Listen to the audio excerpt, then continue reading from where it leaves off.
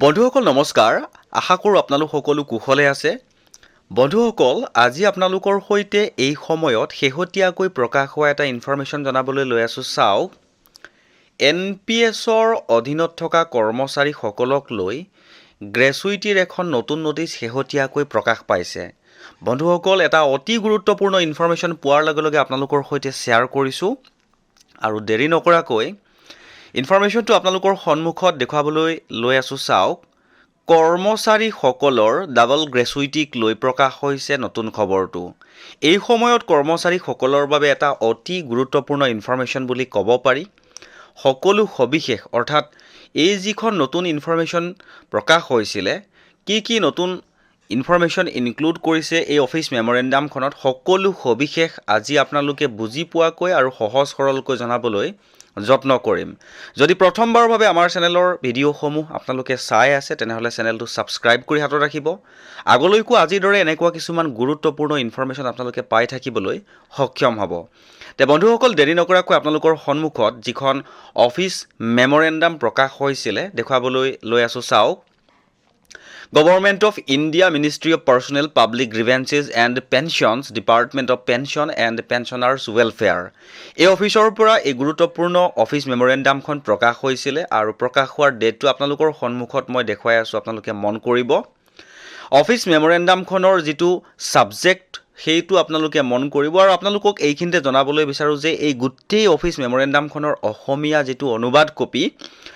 আজি আপোনালোকৰ এই ভিডিঅ'টোৰ জৰিয়তে সম্পূৰ্ণকৈ জনাবলৈ যত্ন কৰিম প্ৰথমতে দেখুৱাবলৈ লৈছো চাওক যিটো সাবজেক্ট আছিলে সাবজেক্টটো হ'ল clarification on limitation on amount of gratuity under the national pension system on drawing separate gratuity for military service regarding এটা অতি গুৰুত্বপূৰ্ণ ইনফৰমেশ্যন প্ৰকাশ হৈছে আপোনালোকৰ সন্মুখত মই যিখন অফিচ মেমৰেণ্ডাম প্ৰকাশ হৈছিলে অফিচ মেমৰেণ্ডামখনৰ কপিটো আপোনালোকৰ সন্মুখত মই দেখুৱাই আছোঁ যথেষ্ট দীঘল ইনফৰমেশ্যনৰে এখন অফিচ মেমৰেণ্ডাম কপি প্ৰকাশ হৈছিলে তে বন্ধুসকল আপোনালোকৰ সন্মুখত মই দেৰি নকৰাকৈ এই অফিচ মেমৰেণ্ডামখনৰ যিটো অসমীয়া অনুবাদটো আপোনালোকৰ সন্মুখত দেখুৱাবলৈ লৈ আছোঁ চাওক ভাৰত চৰকাৰ কৰ্মচাৰী ৰাজহুৱা অভিযোগ আৰু পেনশ্যন মন্ত্ৰালয় পেনশ্যন আৰু পেনশ্যনভোগী কল্যাণ বিভাগ অফিচ মেমৰেণ্ডামখনৰ বিষয়টো হ'ল সামৰিক সেৱাৰ বাবে পৃথক গ্ৰেচুইটি লোৱাৰ ক্ষেত্ৰত NPSৰ অধীনত গ্ৰেচুইটিৰ সীমা সন্দৰ্ভত স্পষ্টীকৰণ এই বিভাগে জানিবলৈ নিৰ্দেশ দিয়া হৈছে যে কেন্দ্ৰীয় সিভিল সাৰ্ভিস সেৱা NPSৰ অধীনত গ্ৰেচুইটি প্ৰদান সংশোধনী বিধি 2025ৰ বিধি 8A কেন্দ্ৰীয় চৰকাৰী সেৱা আৰু পাব্লিক সেক্টৰ ইউনিট স্বায়ত্ত সংস্থাত কৰ্মৰত কৰা বা সেৱাৰ বাবে পৃথক গ্ৰেচুইটি ল'লে সৰ্বাধিক গ্ৰেচুইটিৰ সীমা নিৰ্ধাৰণ কৰিছে 2 নম্বৰটো হ'ল উক্ত বিধি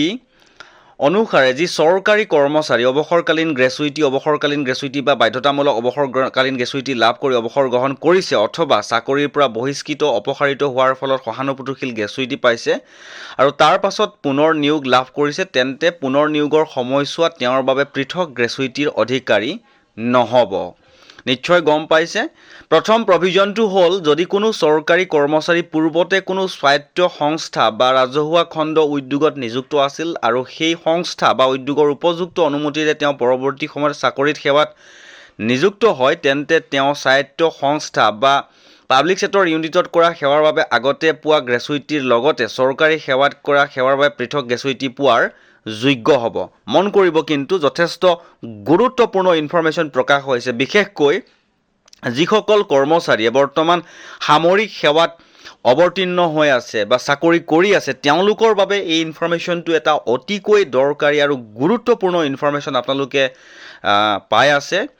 জনাবলৈ লৈছোঁ দ্বিতীয় প্ৰভিজনটো হ'ল কিন্তু স্বায়ত্ত সংস্থা বা PSU বা চৰকাৰী সেৱা এই দুইটা মিলাই পোৱা মুঠ গ্ৰেচুইটিৰ পৰিমাণ যদি সেই কৰ্মচাৰী সম্পূৰ্ণ সাৰ্ভিস কালছোৱা একেলগে গণনা কৰি সাৰ্ভিস কালছোৱাত অৱসৰ লৈছিল আৰু অৱসৰৰ সময়ত পোৱা দৰমহাৰ আধাৰত যিমান গ্ৰেচুইটিৰ অধিকাৰী হ'লেতেন সেই সীমা অতিক্ৰম কৰিব নোৱাৰিব তদুপৰি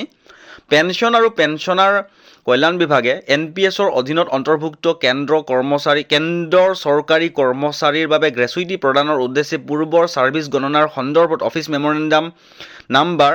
12/2020ৰ জৰিয়তে নিৰ্দেশনা জাৰি কৰিছে। এই নিৰ্দেশনা অনুসাৰে যদি কোনো কৰ্মচাৰী ৰাজ্য চৰকাৰী সেৱা আৰু কেন্দ্ৰীয় চৰকাৰী সেৱাৰ বাবে পৃথক গ্ৰেচুইটি লয়,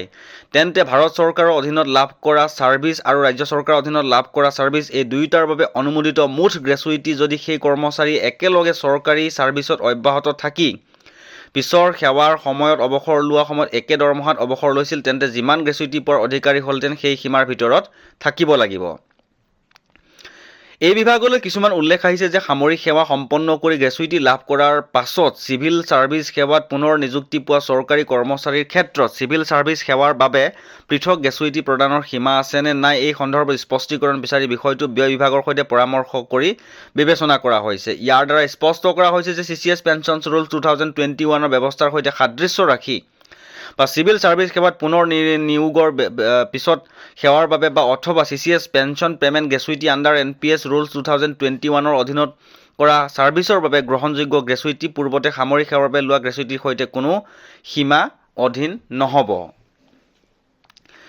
যথেষ্ট গুৰুত্বপূৰ্ণ ইনফৰমেশ্যন প্ৰকাশ হৈছে। এই আদেশসমূহৰ বিত্ত মন্ত্ৰালয়ৰ ব্যয় বিভাগৰ সৈতে পৰামৰ্শ কৰি তেওঁলোকৰ ID নোট ইমান নাম্বাৰৰ সৈতে 11/11/2025 তাৰিখে জাৰি কৰা হৈছে।